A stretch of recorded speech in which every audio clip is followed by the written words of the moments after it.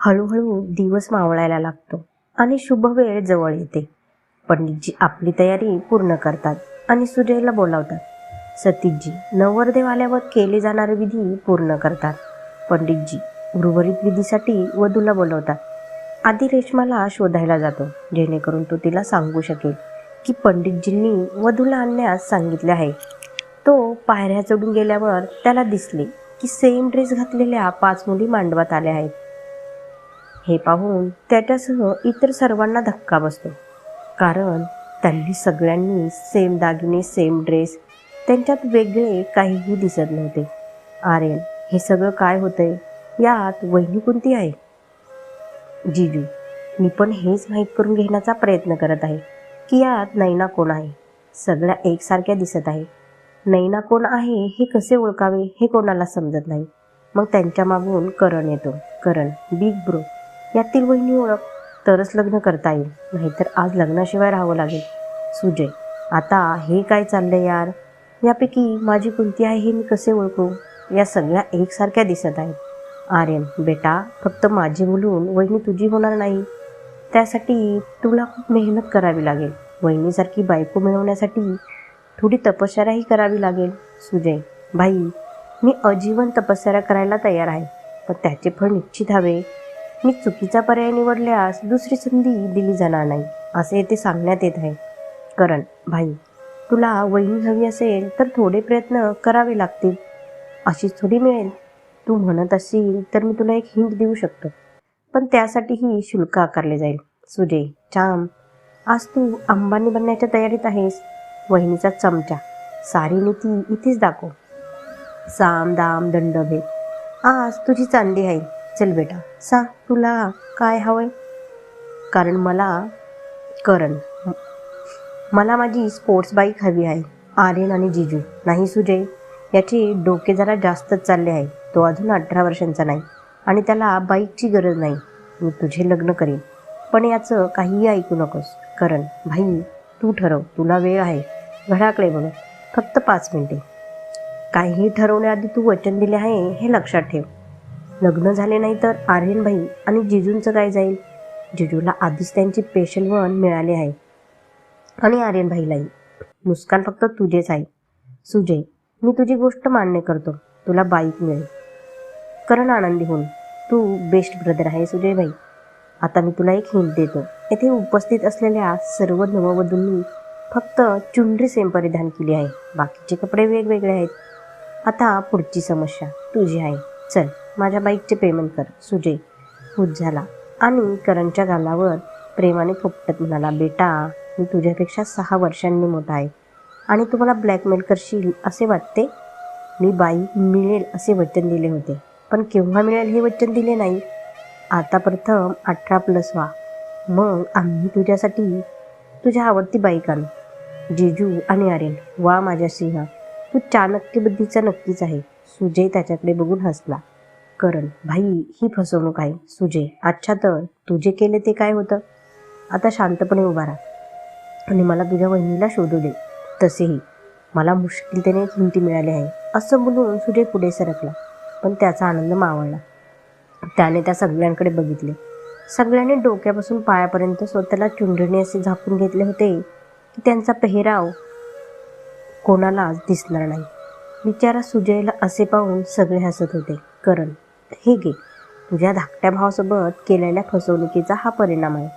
आता मी तुला मदत करणार नाही. मग सुजयने डोळे मिटून काहीतरी आठवण्याचा प्रयत्न केला आणि त्याला ते आठवले.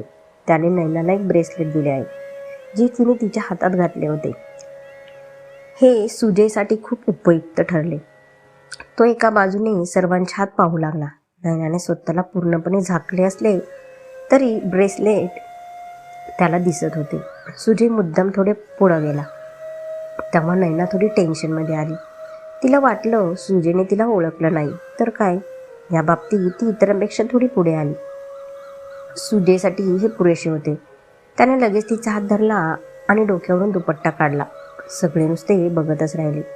नैनाने हायवर्क असलेला लाल रंगाचा ब्रायडल लेहंगा घातला होता. तिने नेटवर्कचा दुपट्टा घेतला होता. तिच्या दुपट्ट्यावर सर्वात ठळक वैशिष्ट्य म्हणजे त्यावर सुजे आणि तिचे नाव लिहिले होते. नयनाने हाय क्वालिटीचे दागिने घातले होते, जे तिचे सौंदर्य अनेक पटींनी वाढवत होते.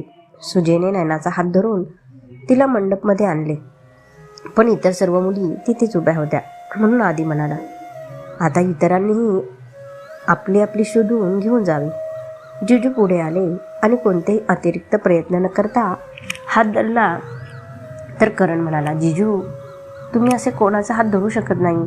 जिजू, अरे छोटे साली साहेब, जरा बघा, तुझ्या दिदीचाच हात धरला मी. नूरजहानचा हात धरण्यासाठी आपल्याला शोधण्याची गरज नाही.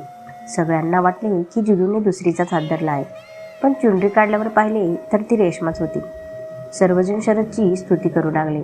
तिथे अजून 3 मुली उभ्या होत्या. हे पाहून यश म्हणाला, आता तुम्ही सर्वांनीही दुपट्टा काढून टाका, नाहीतर संपूर्ण विवाह होऊन जाईल. त्याने असे सांगूनही सिमरन, खुशीची मैत्रीण, आणि माही, नैना आणि खुशीच्या मावशीची मुलगी, दोघींनीही दुपट्टा काढला नाही. खुशीनेही दुपट्टा काढला नाही. आर्यनही इतरांसारखे हे करावे असं तिला वाटत होतं. आर्यन देखील आनंदाने तिचा दुपट्टा उचलायला सरकतो. तेव्हा यश समोरून येतो आणि तिचा दुपट्टा उचलतो आणि खुशीचा हात धरतो. अचानक झालेल्या हालचालीमुळे खुशीला काहीच समजले नाही. ती आर्यनकडे पाहू लागली. आर्यनसाठी ही खूप मोठी गोष्ट होती, कारण जरी हा सर्वांसाठी एक सामान्य विधी होता, पण आर्यनसाठी ही एक संधी होती की खुशीवरचे त्याचे प्रेम सर्वांसमोर जाहीर करण्याची. पण यशने त्याच्या प्रेमाला आपलं म्हणायची संधी अचानक हिरावून घेतली होती. तो यशला काहीच बोलू शकला नाही. त्यामुळे आर्यनला खूप राग येतो आणि तो मागे वळून त्याच्या खोलीत जातो. जेव्हा खुशीने हे पाहिले तेव्हा तिला समजले की यशने दुपट्टा उचलून तिचा हात धरल्यामुळे आर्यन रागवला आहे. तीही पटकन धावत त्याच्या मागे येते. दोघांना असं जाताना पाहून यशला काहीच समजले नाही. आर्यनचा चेहरा पाहून त्याला कळले होते.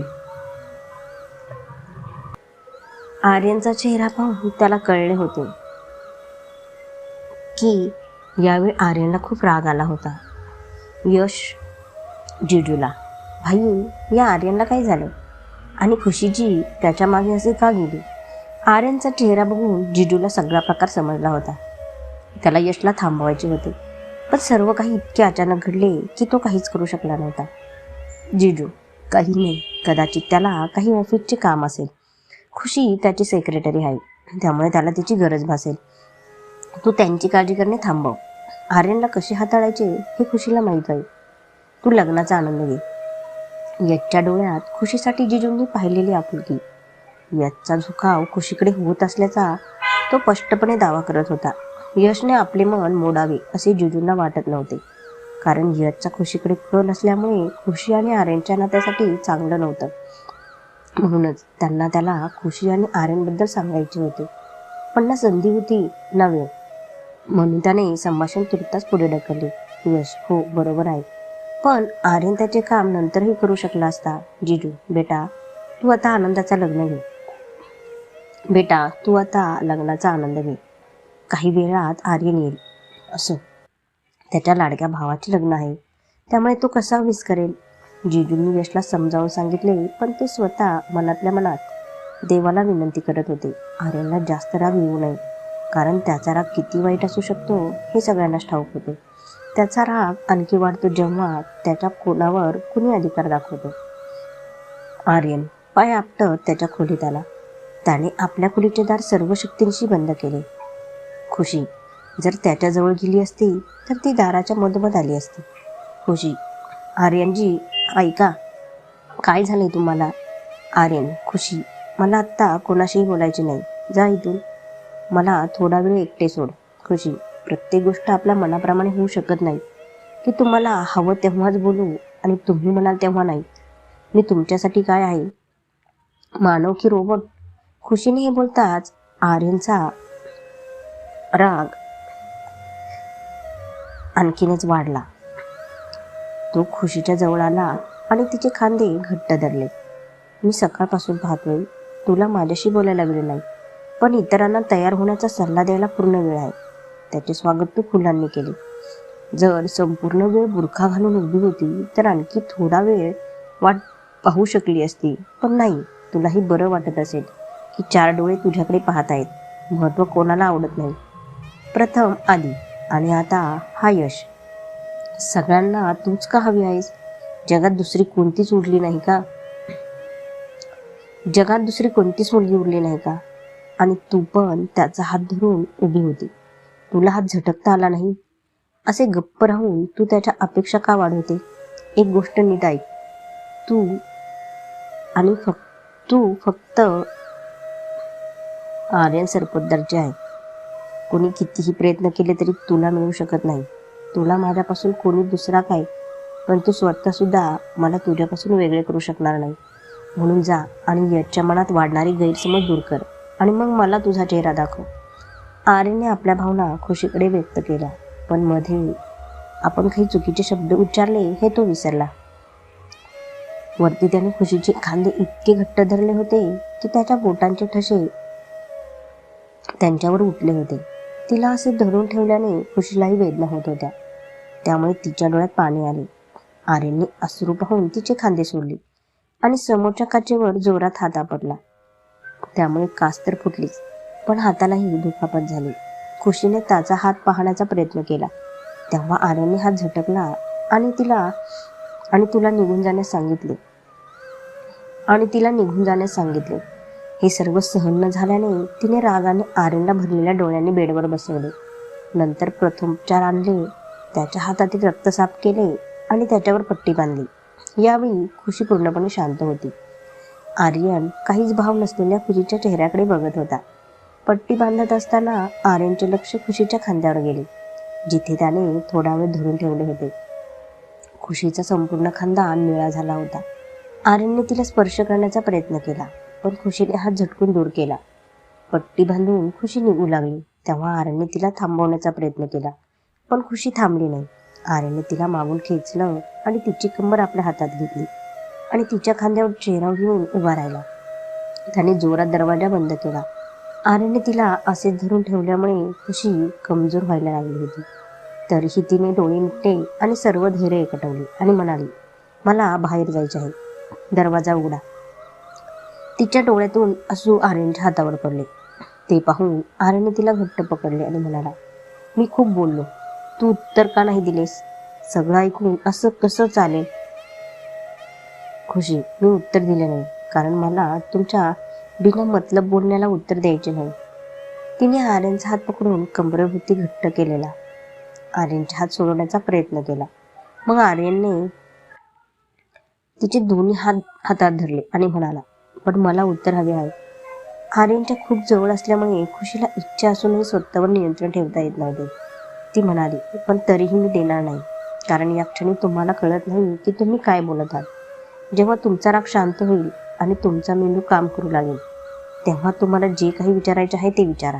आर्यन, मला राग आला होता, पण आता तुझ्या हसून माझा राग घालवला आहे. बाकीच्या सगळ्या गोष्टी सोड. फक्त मला सांग, यश तुझ्या इतक्या जवळ का येत आहे? आणि हे माहीत असूनही तू त्याच्याशी इतके चांगले का वागते? खुशी, तुमच्या पहिल्या प्रश्नाचे उत्तर तुम्हाला चांगले माहीत आहे, कारण तो तुमचा मित्र आहे. दुसऱ्या प्रश्नाचे उत्तर मी देते.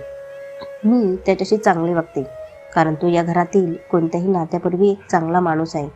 तुमच्यासारखे तो माझ्यावर विनाकारण रागवत नाही आणि त्यांना माहीत आहे की कुठे संशय घ्यायचा आणि कुठे नाही. आर्यन, पण मी तुझ्यावर कधी संशय घेतला? आणि एका दिवसात तो तुझ्यासाठी इतका खास झाला आहे का तू त्याची माझ्याशी तुलना करतेस? खुशी तिच्या हाताकडे इशारा करत म्हणाली, तुम्ही अजूनही शंका घेत आहे आणि तुम्हाला पुरावा हवा असेल तर इथे आहे. माझ्या खांद्याचा हा निळसरपणा त्या गोष्टीची साक्ष आहे की रागाच्या भरात तुम्ही काहीही करण्यापूर्वी विचार करत नाही. यावेळी आर्यनकडे खुशीच्या बोलण्याला उत्तर नव्हते. खुशी, राहू दे. जर तुमचा माझ्यावर विश्वास नाही तर मला अशा प्रेमाची गरज नाही. या लग्नानंतर मी तुम्हाला सोडून पुण्याला कायमचे जाईल, कारण मला असा जोडीदार नको आहे जो माझ्यावर फक्त त्याच्या मित्रांशी बोलल्यामुळे किंवा त्याच्या एखाद्या मित्राने चुकवून माझा हात धरला म्हणून संशय घेतो. आता मला सोडा आणि जाऊ द्या. आर्यन, ना तू इथून कुठे जाणार आहेस ना लग्नानंतर. मी तुला माझ्यापासून दूर जाऊ देणार नाही. तू गेलीस तर मी तुझ्या मागे येईन. खुशी, मी काही डील किंवा प्रॉपर्टी नाही जी तुम्ही जिद्दीने मिळवू शकता. मी खुशी सावंत आहे, जिच्यासाठी फक्त खरे प्रेम महत्त्वाचे आहे. जर तुम्ही मला खूप त्रास दिला तर मी देखील कायमच्या आईबाबांकडे जाईल. मग तुम्ही तुमचा राग आणि हा संशय तिघे मिळून सुखी राहा. एवढं बोलून खुशी डोळे मिटवून गप्प राहिली. राग आणि वेदना यामुळे तिच्या डोळ्यातून सतत अश्रू येत होते.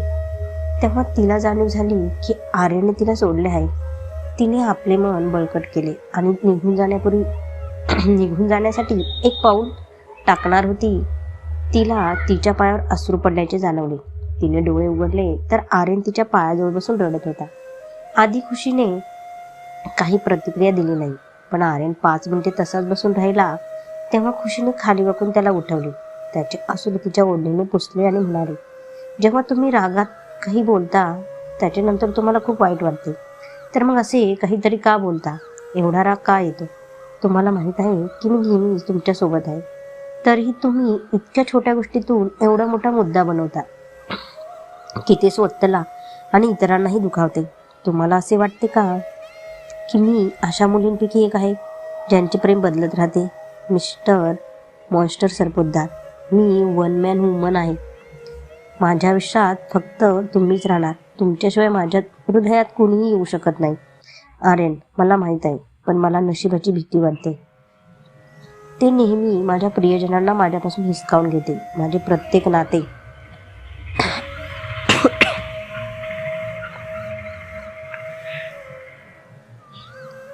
ज्याच्याशिवाय मी जगू शकत नाही त्याला ते माझ्यापासून दूर करते. यश हा माझा खूप चांगला मित्र आहे. मला त्याच्यावर संशय कसा आला ते मला कळत नाही. आणि मी तुझ्याशिवाय जगण्याचा विचारही करू शकत नाही. पण बघ, या रागात आणि असुरक्षितेत मी तुला त्रास दिला आहे. आर्यनच्या डोळ्यात अजूनही अश्रू होते. खुशी, काही हरकत नाही. मला माहीत आहे की माझा राक्षस सरपोतदार मनाने वाईट नाही. त्याच्या फक्त जिभेवर ताबा नाही. आर्यन, नाही, मी खूप वाईट आहे. नेहमी रागात प्रियजनांना दुखावतो. आत्तापर्यंत मी दिला कधी कधी दुखवायचो आणि आता तुला. खरं बोललीस तू. मला सोडून जा. कदाचित माझ्यासोबत राहताना तुला माझे हे वागणे नेहमीच सहन करावे लागेल. कदाचित मी प्रयत्न करूनही माझा राग मी कधीच नियंत्रित करू शकणार नाही. खुशी, तुम्ही काहीही करू शकता. तुम्हाला सोडणे म्हणजे जगणे सोडून देणे. आणि सध्या माझे वयच काय आहे? मला वाटत आहे तुमच्या रागाचा असर माझ्यावरही होत आहे.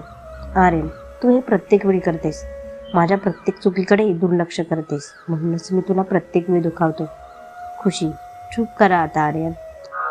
आता हे सगळं चूप करा, एकदम चूप. मी म्हणते ना चूप. खुशी त्याला पुन्हा पुन्हा थांबवते, पण आर्यन बोलणे चालूच ठेवतो. खुशी आर्यनच्या ओठांवर बोट ठेवते. खुशी शांत, एकदम शांत. मी तुम्हाला सोडून कुठेही जात नाही. तुम्ही म्हणाले तरी पण नाही. त्यामुळे आता हे सर्व बोलणे बंद करा. खुशी असे म्हणताच आर्यनने खुशीला मिठी मारली. दोघेही काही वेळ असेच मिठीत राहतात.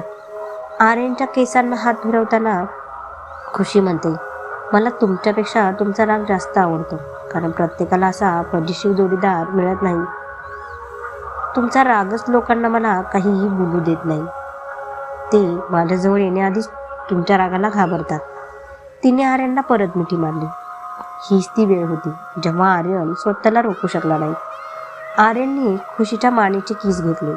जेव्हा आर्यनच्या ओठांचा स्पर्श खुशीच्या शरीराला होतो तेव्हा खुशी सुन्न होते. खुशीच्या मानेचे किस घेताना आर्यननेही तिच्या गालाचेही चुंबन घेतले, मग तिच्या डोळ्यांवर. आज खुशीला ना आर्यनला थांबवायचे होते ना तिला थांबायचे होते. आज तिला आर्यनच्या डोळ्यात स्वतःला गमावण्याची भीती दिसली होती. ती आर्यनला थांबवू देत नव्हती. तिला स्वतःला आर्यनसोबत हे क्षण जगायचे होते. आर्यनने खुशीच्या ओठांवर होठ ठेवले. त्याचे दोघांचे डोळे मिटले होते. आज खुशीने स्वतःला आर्यनच्या स्वाधीन केले होते, पण दोघांना त्यांच्या मर्यादा माहीत होत्या. 15 सेकंदानंतर आर्यनने डोळे उघडले. तेव्हा तो खुशीपासून दूर गेला. खुशी डोळे मिटून तिथेच उभी राहिली.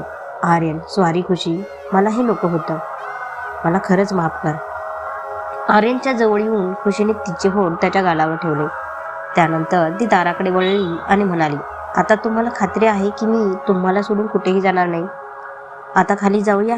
आज दीदी जिजूचा खूप खास दिवस आहे. आणि मी तो गमावू इच्छित नाही. तुम्ही माझे हात धरून या विधी एकत्र पाहावे अशी माझी इच्छा आहे. तुम्ही माझ्यासाठी हे कराल ना? आर्यन मागून मिठी मारत. नक्कीच, कारण मला हे देखील सर्वांना दाखवायचे आहे की आर्यन सरपोतदारची भावी पत्नी किती गोड आणि बुद्धिमान आहे. खुशीने हात मागे केले आणि आर्यनच्या गालाला स्पर्श केला आणि म्हणाली, अच्छा तर तुमची पत्नी? आर्यन, हो, माझी बायको. मी उद्याच वहिनी आल्यावर माझ्या लग्नाबद्दल सगळ्यांशी बोलेन, कारण आता मी तुला माझ्यापासून दूर राहू देणार नाही. तुझ्या चाहत्यांची संख्या सतत वाढत आहे. खुशी मागे वळून पाहते. खरंच तुम्ही हे करणार आहे? आर्यन, हो, खरंच. तुला माझ्यापासून दूर ठेवणे धोक्याचे झाले आहे. आर्यन खुशीच्या नाकाला हात लावत म्हणाला.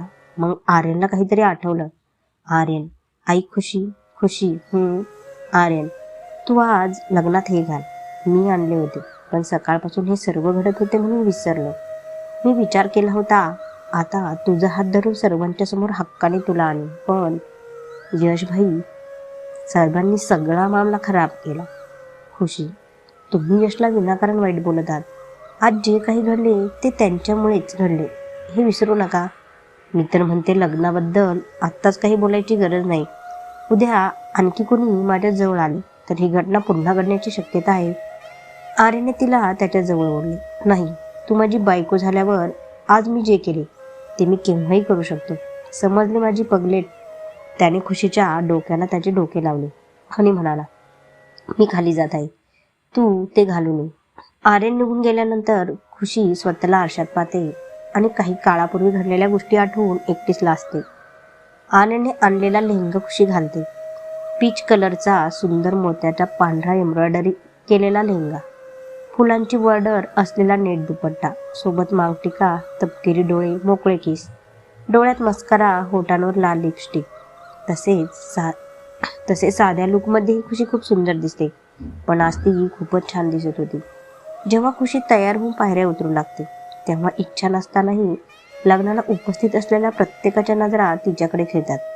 आदी आणि यश तिच्याकडे बघण्यात इतके हरवून जातात की त्यांना जिजूही आपल्या शेजारी उभे आहेत हे कळत नाही. आदी, खुशीजी खूप सुंदर दिसत आहे. यश, खरं बोललास बाई. देवा, आज मी तिच्या प्रेमात पडेल. आदी, या आयुष्यात ते अशक्य आहे. यशला धक्का बसला. पण का? आदी, कारण या जन्मात ती दुसऱ्याची आहे. पुढच्या जन्मी तू प्रयत्न कर. पण ती ज्याच्यावर प्रेम करते त्याने तिला प्रत्येक जन्मी बुक केले आहे. यशसाठी हे धक्कादायक होते. तो आदीकडे बघत म्हणाला, पण तो कोण आहे? यशला या प्रश्नाचे उत्तर देण्याची गरज पडली नाही. खुशी शेवटच्या पायरीवर पोचताच आर्यन पुढे आला आणि तिचा हात धरला.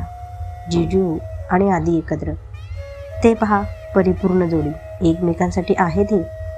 त्यांचे संभाषण ऐकून आणि आर्यनच्या हातात खुशीचा हात पाहून यशच्या डोळ्यात पाणी आले. तो सगळ्यांपासून लपवतो, पण जिजू त्याचे अश्रू पाहतात. यशच्या डोळ्यातील अश्रू थांबत नाही म्हणून तो तिथून निघून जातो. त्याला जाताना पाहून जिजू म्हणतात, यश कुठे जातोय? जयमाला बस होणार आहे. यश नजर चोरत म्हणाला, भाई खूप उशीरपासून एक फोन येतोय, बोलून येतो. यश बाहेर येतो आणि रडायला लागतो. तेवढ्यात मागून कुणीतरी त्याच्या खांद्यावर हात ठेवतो. यश अश्रू पुसतो आणि मागे होतो. तेव्हा त्याला जिजू आपल्या मागे उभे असलेले दिसले. यश, भाई तू इथे का आलास? मी येतच होतो. वहिनी आणि इतर लोक तुला शोधत असतील. शेवटी तू या कुटुंबातील आवडती व्यक्ती आहे. यश नजर चोरण्याचा अयशस्वी प्रयत्न करतो आणि जबरदस्तीने हसण्याचे नाटक करतो. त्याच्या डोळ्यांतील वाहणारे अश्रू बघून जिजू म्हणाले, मी इतका आंधळा नाही की तुझे अश्रू आणि तुझे हसणे यातला फरक समजू शकणार नाही. आणि तू फार मोठा वकीलही झाला नाहीस जो माझ्याशी खोटे बोलेल. मी तुझे डोळे चांगले वाचू शकतो. यश शरदला मिठी मारतो आणि रडायला लागतो. भाई, मला माहीत नाही, पण मी खुशीच्या प्रेमात पडलो. पण हे चुकीचे आहे बाई. मी आर्यन बरोबर असं करायचा विचारही करू शकत नाही. त्याला खूप दिवसांनी आनंदी पाहिले आहे, ज्याच्या एका हास्यासाठी आम्हा सगळ्यांना वाट पाहावी लागत होती. आज खुशीजीमुळे त्याच्या चेहऱ्यावर सदैव हास्य आहे. खुशी आर्यनच्या प्रेमात आहे याची मला कल्पना नव्हती, नाहीतर मी अशी भावना मनात येऊ दिली नसती. शरद, ठीक आहे बाई, हे कधी कधी घडते. आपण एखाद्याला पाहतो आणि आपल्याला तो आणि त्याच्या सवयी इतक्या आवडू लागतात की आपण त्याला प्रेम समजू लागतो. हे आमच्या नियंत्रणात नाही. खुशी खूप गोड आहे आणि म्हणूनच प्रत्येकाला ती आवडू लागते. यात तुझा दोष नाही. बऱ्याचदा लोक प्रेमासाठी चुकून चुकीच्या गोष्टी करायला लागतात आणि मग सर्वस्व गमावून बसतात. पण सर्वात चांगली गोष्ट म्हणजे तुला योग्य आणि अयोग्य यातील फरक माहीत आहे.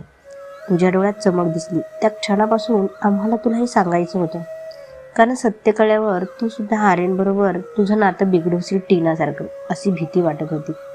हे बोलून जिजू थांबतात. यश, टीनासारखं म्हणजे भाई? टीनाने काय केले आर्यनसोबत? टीनाने खुशीसोबत केलेल्या सर्व गोष्टी जिजू यशला सांगतात. हे ऐकून यशच्या रक्ताला उकळी फुटली, पण तो आता शरदला ते सांगत नाही की त्याने टीनाला जामीन करून दिला आहे. यश, भाई तू आज जा, मी फोन करून येतो. शरद, जिजू. यश, तू ठीक आहेस ना? यश, नक्कीच भाई, आणि आर्यनसाठी पण खूप आनंदी आहे. तसेही तुझा भाऊ खूप देखणा आहे, त्याला कोणीही सापडेल. आर्यनसाठी खुशी सर्वोत्तम आहे. शरद, वेडा, लवकर ये. शरद निघून गेल्यावर यश कुणाला तरी फोन करून टीनाबद्दल माहिती आणायला सांगतो, जसे की ती आता कुठे आहे किंवा काय करत आहे. यश, तिच्या प्रत्येक हालचालीवर लक्ष ठेवा, कारण तिने मैत्रीचा फायदा घेतला आहे. यश आपल्या शत्रूला माफ करू शकतो, परंतु जो मित्र त्याचा विश्वासघात करतो त्याला कधीही माफ करू शकत नाही. भावाने सांगितल्याप्रमाणे आणि मी टीनाला ओळखतो, ती पुन्हा खुशीला इजा करण्याचा प्रयत्न करेल. दुसरं म्हणजे हे कोणालाही कळू नये, विशेषतः आर्यनला. तू असे काय करणार आहे की कोणाला कळले नाही पाहिजे? मागून आवाज येतो. यश मागे वळून पाहतो. तिथल्या अंधारामुळे तो तिचा चेहरा पाहू शकत नाही, पण त्याला दिसते की एक मुलगी तिच्या लेहंग्यामुळे खूप अस्वस्थ आहे. जेव्हा थोडा प्रकाश येतो तेव्हा यश पाहतो काळा आणि क्रीम रंगाचा लेहंगा परिधान केलेली मुलगी, गोल चेहरा, तपकिरी डोळे, लाल रंगाचे हायलाइट्स असलेले मल्टीलेझर कटकेस, डोळ्यात मस्कारा, हलका मेकअप, किंचित गोंडस बट, कपाळावर मांगटिका, पायात राजस्थानी मोजे, दुपट्ट्यामध्ये अडकलेली, चेहऱ्यावर पडणाऱ्या केसांना मागे करत चालत होती. वय 23. तिला पहिल्यांदा पाहिल्यास कुणीही सहजासहजी तिच्यापासून नजर हटवू शकणार नाही. ही खुशीच्या मावशीची मुलगी माही होती. विधीमध्ये तिने तिचा घुंगट काढला नव्हता, नाहीतर खुशीनंतर लोकांच्या नजरा तिच्याकडेच लागल्या असत्या. यश तिच्याकडे बघतच राहतो. तेवढ्यात ती यशोमोर आली आणि चुटकी वाजवून म्हणाली, हॅलो मिस्टर, तुम्ही असे काय केले की जे लपवत आहात आणि जिजूला कळू नये असे बोलत आहात? ती सतत भुवया उंचवत होती. तिच्या या कृतीमुळे यशच्या चेहऱ्यावर विनाकारण हास्य उमटत होते. काही काळापूर्वी वेदनेने ग्रासलेल्या यशला माहीच्या या कृत्यामुळे ती वेदना कुठे गेली ते कळलेही नाही. यशला हरवलेले पाहून माहीने त्याच्या डोळ्यासमोर चुटकी वाजवून ती म्हणाली, मिस्टर मिस्टेरियस, कुठल्या विचारात हरवला आहे? मला सांगा, तुम्ही काय केले आहे? यश, अजून काही केले नाही, पण काहीतरी करण्याचा विचार करतोय आणि इथून निघतोय. बाय द वे, माझे नाव यश आहे. मिस्टेरियस नाही. बाय द वे, तुझं नाव काय? माही. आता तुम्ही इतकं मिस्टेरियस बोलले तर मी तुम्हाला हेच नाव देईल ना? आणि राहिला माझ्या नावाचा प्रश्न, मी ते नाही सांगणार. माहीने तिच्या पापण्या इतक्या प्रेमाने निचकवल्या की यशच्या चेहऱ्यावर पुन्हा एकदा हसू उमटले. यश, ठीक आहे, तू मला तुझे नाव सांगितले नाहीस तर मी स्वतः तुला एक नाव देईन. तसे जर तुझे नाव क्यूट गर्ल ठेवले तर? माही, होय, खूप झालं, ठीक आहे, क्यूट असशील तू. माझे नाव आहे ते ठीक आहे, समजले? ओळख ना पाळक. बडे मिया सलाम. तुम्ही गुपचूप काम करत आहात आणि मला नाव देत आहे. माझ्या आईवडिलांनी मला खूप सुंदर नाव दिले आहे. यश, बरं काय नाव दिले? माही. माही. यश तिच्या गालाला प्रेमाने स्पर्श करतो आणि थँक्यू म्हणतो नाव सांगण्यासाठी. माहीने यशच्या पोटात हलकेच ठोसा मारला आणि म्हणाली, यू चीटर, तू खूप तेज आहेस, तुझ्यापासून दूर राहावे लागेल. तिच्या जवळ जाऊन यश तिच्या जवळ जाऊन आता अवघड आहे, तुझ्या प्रेमात पडल्यासारखं वाटते. माहीने त्याच्या पायावर पाय ठेवून दाबला आणि म्हणाली, तुमच्या वयाच्या मुली शोधा, मोठे आले फ्लर्ट करणारे. ठोसा नीट लागला नाही असे दिसते. माहीने पुन्हा तिच्या हातांनी मुठीत पोच दिली होती. तेव्हा यशने तिचा हात धरला आणि म्हणाला, मला वाटत नाही प्रेमाचा वयाशी काही संबंध आहे. तसे मी 28 वर्षांचा आहे असे अजिबात वाटत नाही. माही, मिस्टर मिस्टरियस, बाकीचे नंतर बोलू. मला सांगा तुम्ही इथे काय करायला आले? कारण तुम्ही आता टीना नाव घेतले आणि माझ्या माहितीनुसार तिनेच माझ्या बहिणीला जाळण्याचा प्रयत्न केला आणि आर्यन त्यांच्या व्यवसायात फसवले. तुम्ही तिला मिळालेले असेल ना तर मी जुजूला सांगेल. एवढं बोलून माही आत जायला वळली तेव्हा यशने तिचा हात धरला आणि म्हणाला, माही, मी आर्यनचा मित्र आहे आणि कॉलवर मी टीनाचे नाव यासाठी घेतले.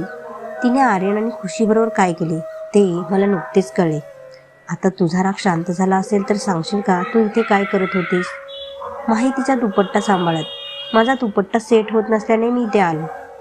मग यशकडे बघत, मिस्टर मिस्टिरियस, सेट करण्यात मला मदत कराल का? यश, काय स्टाईल आहे मदत मागण्याची?